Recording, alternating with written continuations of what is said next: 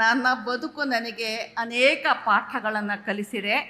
ಅದರಲ್ಲಿ ಒಂದು ಪಾಠ ಅಂದರೆ ವ್ಯಕ್ತಿಯಿಂದ ಸಮಷ್ಟಿಯ ಕಡೆಗೆ ಸಾಗುವ ದಾರಿ ಮಾತ್ರ ನಿಜವಾದ ದಾರಿ. ನನ್ನ ಧಾರ್ಮಿಕ ನಂಬಿಕೆಗಳು, ನನ್ನ ಜೀವನ ದರ್ಶನ ಯಾವತ್ತೂ ಕೂಡ ಜೀವಪರವಾಗಿವೆ. ಅವು ಮರದ ನೆರಳಿನಂತೆ, ತಂಪಾದ ನದಿಯಂತೆ. ಇಂದಿನ ಜಗತ್ತು ಯುದ್ಧದ ಜ್ವಾಲೆಯಲ್ಲಿ ಸುಡುತ್ತಿದೆ. ನಾವು ಅಸ್ತ್ರಗಳಿಂದ ಅಲ್ಲ, ಅಕ್ಷರಗಳಿಂದ ಬದುಕನ್ನು ಗೆಲ್ಲಬಹುದು. ಹಗೆಗಳಿಂದ ಅಲ್ಲ, ಪ್ರೀತಿಯಿಂದ ಬದುಕನ್ನು ಅರಳಿಸಬಹುದು. ಈ ನೆಲದ ಪರಂಪರೆ ನಮಗೆ ಹೇಳುತ್ತೆ, ಇದು ಸರ್ವ ಜನಾಂಗದ ಶಾಂತಿಯ ತೋಟ ಅಂತ ಹೇಳಿಬಿಟ್ಟು.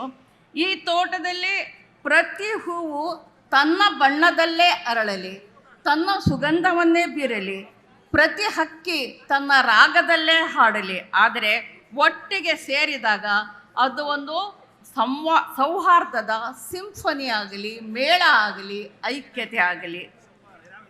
ಪ್ರಜಾಪ್ರಭುತ್ವ ಅನ್ನೋದು ಒಂದು ವ್ಯವಸ್ಥೆ ಅಲ್ಲ, ಅದು ಒಂದು ಮೌಲ್ಯ. ಅದು ಪ್ರತಿಯೊಬ್ಬರ ಧ್ವನಿಯನ್ನು ಗೌರವಿಸುವ ಮನೋಭಾವ. ಅದು ಬೇರೆಯವರ ಬದುಕಿನಲ್ಲಿ ಅರ್ಥಪೂರ್ಣವಾಗಿ ನಡೆದುಕೊಳ್ಳುವ ಜವಾಬ್ದಾರಿ.